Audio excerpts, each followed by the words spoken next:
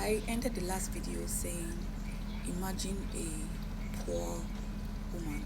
What I would have said is, imagine a black poor woman. Because these are the people that are at the bottom, sitting pretty. These are people that are at the bottom of the food chain. I would say children, but what's the difference? Imagine the moral conduct that they are expected to uphold, because we both know, or we all, not both, yeah, just me and my camera, so both. We all know that a black poor woman is religious. She is. So she's not only controlled by the society's moral code and conduct, the society's rules and regulation. She is also expected to uphold the religious rules and regulation, the doctrine, because this one is the one that has been personally taught to her. It's, I don't want to call it an entity, it is like a police, an outside force sitting on her mind and controlling every decision she makes in life.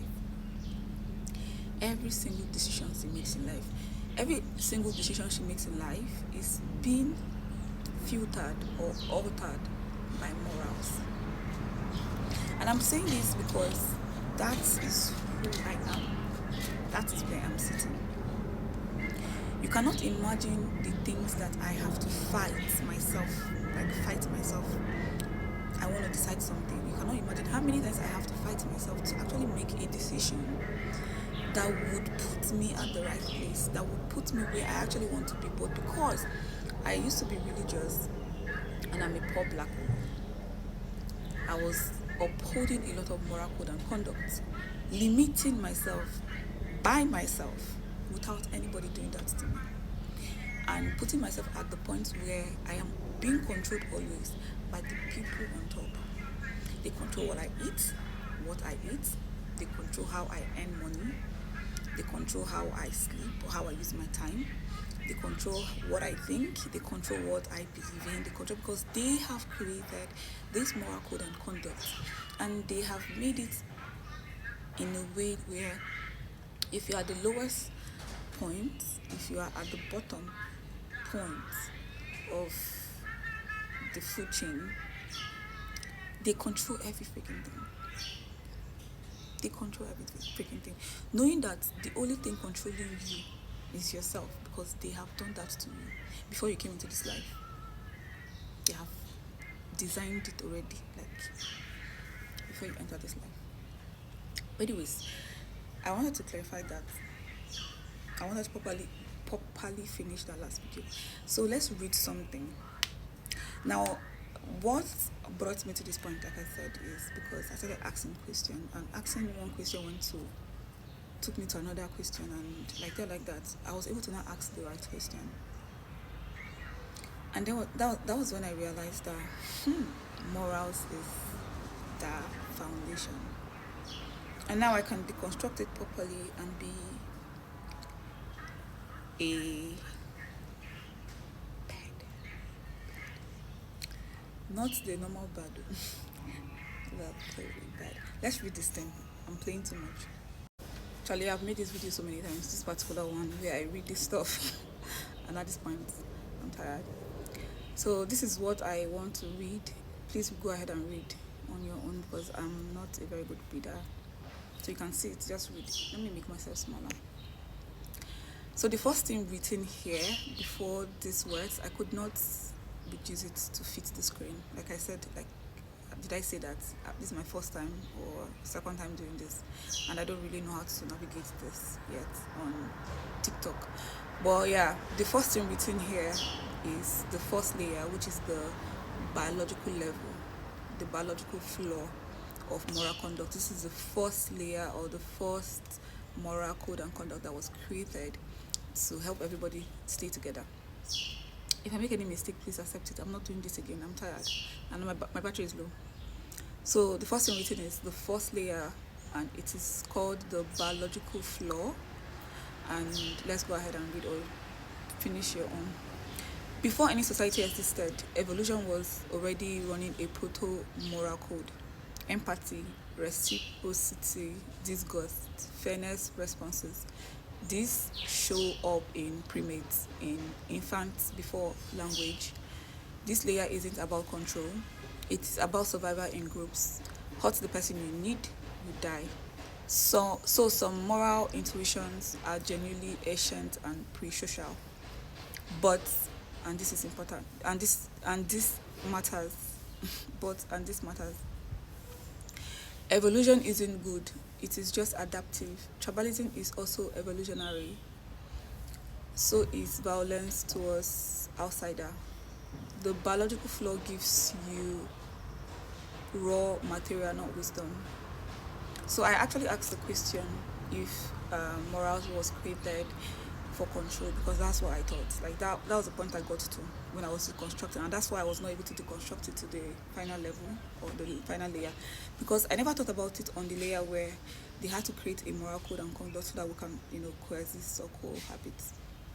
I didn't think about. I just thought it was for control, for people to keep staying at the top, and just every other person remain at the bottom for generation upon generation upon generation, because they don't know what is actually happening. They don't know that even the things that they believe in is altered, or it's programmed or constructed. Do you get? So I got to, and it is telling me that this one is not based on control. This is the first layer. So the second layer is the one that came with control. This particular layer was created by people that now wanted to be in power forever and ever. So this is the control architecture. This is where your instincts is exactly right. It is telling me, because this is where I got to. This is the point I got to control. Once civilization scaled beyond small tribes, morality became infrastructure for managing population. That's what I thought. So sexual morality controlled reproduction and inheritance of property. Morality around obedience, sacralized hierarchies that benefited rulers. At this point, I'm even done. I'm tired of even explaining, because this is my point. Okay, this is my point. But let's continue. I have to pause and get the next. Morality around purity kept classes and gender separated. Morality around charity gave just enough relief to prevent revolt. The genius of this layer is that it made control feels internal. You don't need a guard if a person policies themselves. Guilt and shame are cheaper than armies. That's what I thought. Religion formalized this brilliantly, attaching moral code to divine authority. That's why I said they went there. You remember part one where I said they went there? They just went there. They thought about it, like, if we just keep telling these people with words of mouth, they will not understand and they will not uphold it. We have to make it look like there's something bigger, there's something superior watching over them, and that thing is just going to punish them if they. So they had to take it there. They had to attaching moral code to a divine authority, so that questioning the code meant questioning God, and which a lot of people are afraid of. The punishment moved from social to cosmic. Charlie, they freaking went there just to control, finish, just to be in power. So many things was not created, given God. No, let's continue, Sha. Layer 3 is where I got to. The genuine ethical impulse. But here is where it gets complicated, because not all morality is manipulation. At some point, humans genuinely began asking what is right, independent of what is commanded. The Greek philosophers, the Buddha, certain strands of every tradition. This layer is real.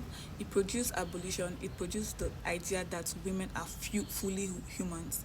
This is where I got to. I'm running out of time. I think it's going to be a part 3, because Yeah.